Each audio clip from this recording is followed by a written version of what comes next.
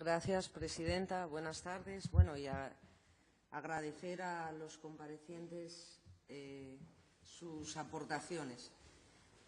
Voy a preguntar, en primer lugar, a Rubén Darío Norniella González, como familiar de víctima.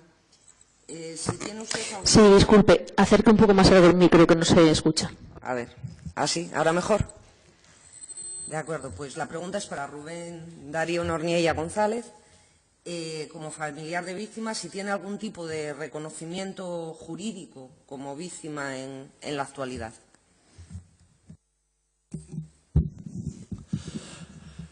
Pues no, la verdad es que las víctimas del franquismo no tienen ningún tipo de reconocimiento jurídico, no hay ningún estatuto de la víctima que ampare a estas víctimas y además es sorprendente cuando vemos que no es que en este país no haya sensibilidad con las víctimas. Hay otras víctimas que sí tienen amparo, o sea, no hay más que ver la ley de víctimas del terrorismo, donde tienen un enunciado que nosotros como víctimas del franquismo pues ya quisiéramos tener, es decir, lo firmaríamos ahora mismo con las diferencias obvias que tiene cada caso, ¿no? Pero eso nos ocurre, es decir, no hay ningún tipo de reconocimiento jurídico a las víctimas y eso es algo que es absolutamente tal. No puede haber víctimas de primera y víctimas de segunda. Y aquí se ve con mucha claridad y ahí vamos a lo de siempre, al camino de la impunidad. Es decir, el reconocimiento de la figura de la víctima del franquismo no existe. Y eso es algo absolutamente fundamental si se quiere avanzar. Y si se quiere avanzar como sociedad, es decir, la verdad es que antes escuchaba a mi compañera y amiga Carmen García, a la que quiero mucho por otro lado, pero hoy me ha sorprendido pues negativamente. Es decir, Carmen defendía la impunidad como algo inevitable, poco más o menos es lo que decías, Carmen, y como que interesándose solo por la historia. Pero eso también es imposible, Carmen. Si hay impunidad, la verdad judicial también se impondrá como verdad histórica, o al menos servirá para cuestionarla y para eso voy a ponerle un ejemplo. Mira, la última intervención del ministro del PP sobre el caso de Billy el Niño. Cuando decía el ministro que si hubiese una sentencia ya se le hubiese quitado la condecoración. Y eso dejaba muy claro cuál es el problema. Es decir, si no hay sentencia, si no hay condena al franquismo, la verdad no podrá ser nunca establecida. Siempre podrá ser cuestionada y siempre podrá haber una verdad alternativa de los verdugos. Y eso es así. Sin juicio al franquismo no podrá haber verdad histórica y no habrá ni verdad, ni justicia, ni reparación. Muchas gracias. Bueno, ahora quería preguntar a Miguel Ángel Muga Muñoz, pues desde el movimiento memorialista que usted representa, ¿qué opinión tiene sobre el procedimiento que se viene llevando a cabo en las exhumaciones en este país en los últimos tiempos? Pues la realidad es muy variada, pero al final se ha unificado. Si partimos de cuando empezó esto, en el año 2002, con la primera exhumación que se realizó por parte de la RMH, pues en ese momento, digamos que las audiencias provinciales y los juzgados de instrucción actuaban con un reconocimiento y con la aplicación de la ley de enjuiciamiento criminal y, obviamente, intervenían ante un hecho tan evidente como es la aparición de unos restos cadavéricos con signos de violencia y de muerte, porque, obviamente, quien tiene que determinar si los restos cadavéricos son de hace 80 años o si son de hace 10, pues es un médico forense y un juez. ¿Qué ha pasado posteriormente? Pues parece ser que hubo una paralización en el ámbito judicial, pero lo peor llegó con la Ley de Memoria Histórica. La Ley de Memoria Histórica es una ley en la cual se establece que se renuncia, digamos, a la obligación que tiene el Estado de investigar y de los desaparecidos del franquismo. Simplemente en su legislación se habla de que se colaborará. Se trata como una memoria familiar y personal en la que, si no hay un familiar, el Estado español no tiene nada que intervenir, cuando siempre hemos denunciado que los desaparecidos pueden tener familia o no en este caso, y que las víctimas de graves violaciones de derechos humanos se tienen que investigar.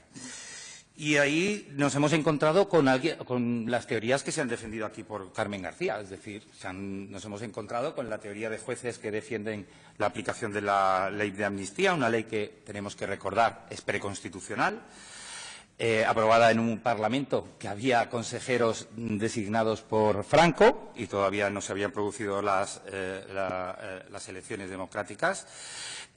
Y tenemos que tener en consideración que también se aplican criterios como el de que son un asesinato o homicidio y, por lo tanto, el delito está prescrito.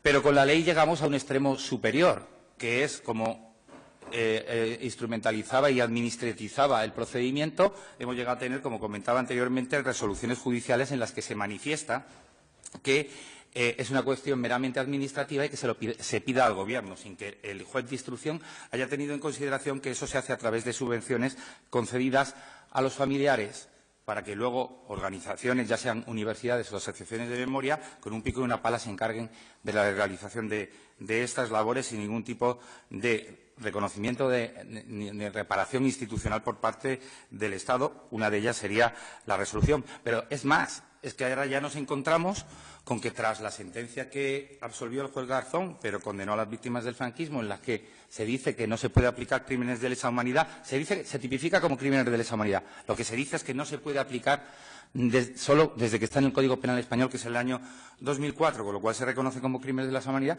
Lo que se dijo cuando se derivó esa causa a los procedimientos de los juzgados de instrucción es que, aunque los jueces no están para hacer verdad histórica, sí tenían que acreditar en un procedimiento penal la identificación de las víctimas de esa exhumación, esa fosa, cosa que posteriormente a que se derivaran esos procedimientos a diferentes juzgados, ha habido 3 o 4 que lo han hecho y el resto han archivado directamente.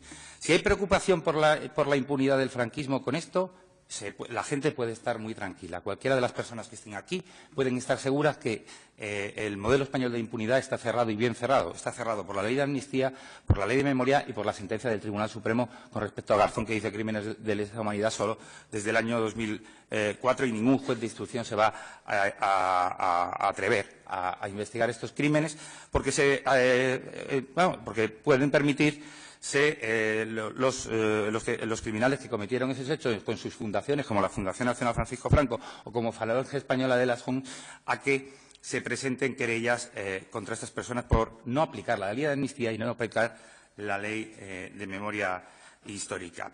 Y quería, frente a lo que se ha dicho, porque me he sentido, digamos, aludido en alguna de las intervenciones, decir que el movimiento memorialista está por la nulidad de la ley de amnistía, que no niega en ningún momento a los luchadores antifranquistas que lucharon por luchar por esa ley de amnistía, que en ese momento era trascendental.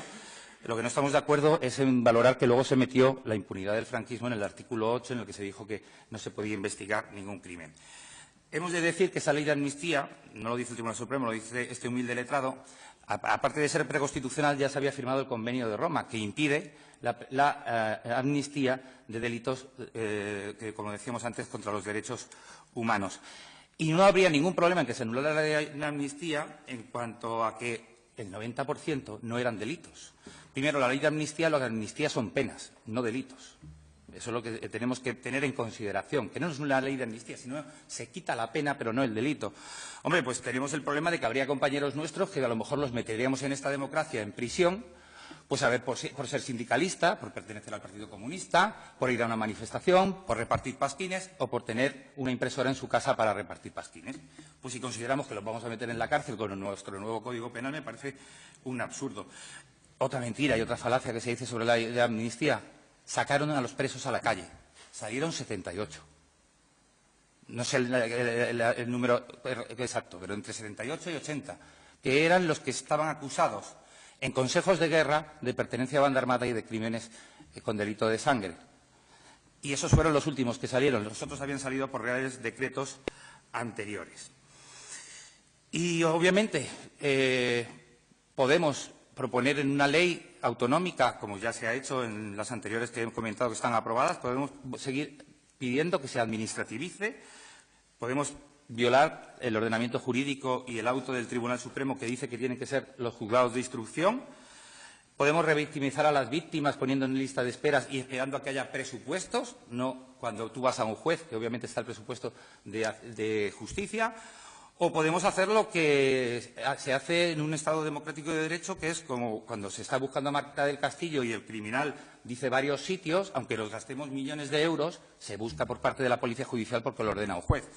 A las víctimas las podemos decir con estas leyes de memoria que se nos ha acabado el presupuesto de este año y que se espere al que viene para ver si no entramos en crisis y entonces a lo mejor les damos justicia. Yo entiendo que tras la ley de memoria que hay gente que la ve positiva. 10 años después no se han declarado la nulidad de los crímenes franquistas ni de los juicios, no se compensó a las víctimas, lo que se les dio fue ayudas que no van derivadas y por lo tanto no tienen la condición de indemnización, no se les considera víctimas jurídicas ni políticas. Yo soy de Madrid, tenemos 4 sentencias en cuanto a tema de calles que con esta ley, con el artículo 15, ha habido tribunales que han dicho que tienen que mantenerse en la calle a los hermanos García Noblejas, al general Asensio, a caídos de la División Azul.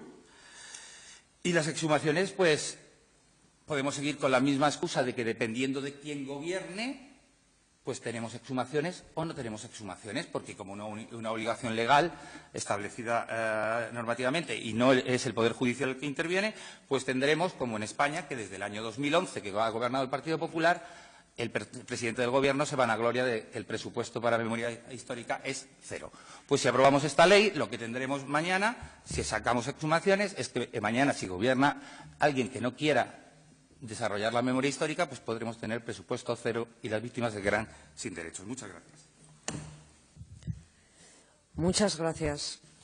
Bueno, y por último quiero preguntar a Valentín Brugo Salas sobre algo que apuntaba en su intervención sobre la importancia de no repetición. Desde luego, qué medidas, pues digamos que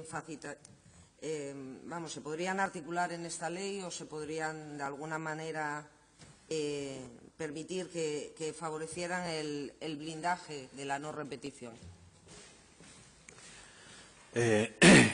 Creo que en la ley que se aprobó recientemente en Navarra se hace alguna referencia al tema de buscar alguna fórmula que permita que en el contenido de la ley aparezcan las garantías de no repetición.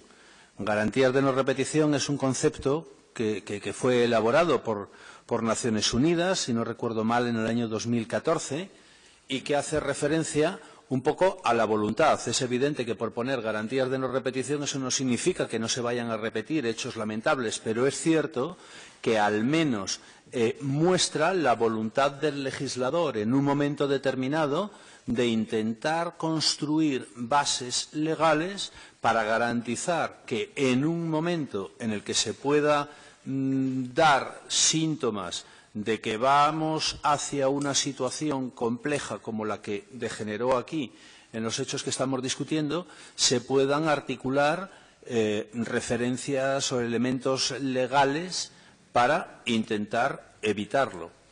A mí me parece que el hecho de que aparezca eso y dando por sentado que pudiera servir, evitaría sufrimientos a futuras generaciones, que no tendrían que estar enfrentándose a cosas como las que hoy estamos discutiendo aquí, que son capítulos sin cerrar y que se refieren a hechos ocurridos hace, en algunos casos, 8 décadas, ¿no? Es evidente que es simplemente una voluntad por parte del legislador, pero yo creo que eso acompañado, y quiero aprovechar para poder decirlo, acompañado con una pedagogía una pedagogía social que permita que no sea solamente el legislador quien muestre esa garantía de no repetición, sino educar a la sociedad para que sea la propia sociedad la que se movilice para evitar esas cosas. Se ha hablado en varias ocasiones aquí del tema de la educación, del tema de una historia oficial. Yo estoy sustancialmente de acuerdo con casi todo lo que se ha dicho al respecto, y he sido, creo, el primero que habló de eso, pero al mismo tiempo pienso que debemos de tener algún modelo, algún paradigma. Es decir, no se trata tanto de tener una historia oficial como de tener un modelo en torno al cual construir ciudadanía. Y construir ciudadanía significa construir valores, tener referencias y tener líneas rojas. Todo lo que tenga que ver con derechos humanos, por ejemplo, o con eso que llamamos la educación cívica. No me parece que eso sea una cuestión de elaborar una historia oficial, es elaborar una historia de valores cívicos que permitan que sea la sociedad quien en un momento determinado pudiera moverse amparándose en un aparato legal para defender determinadas libertades y para evitar que se puedan reproducir determinados hechos que, desarrollándose, se pueden convertir en brutales atentados contra derechos humanos o como lo queramos denominar. Muchas gracias. Pues no hay más preguntas, presidente.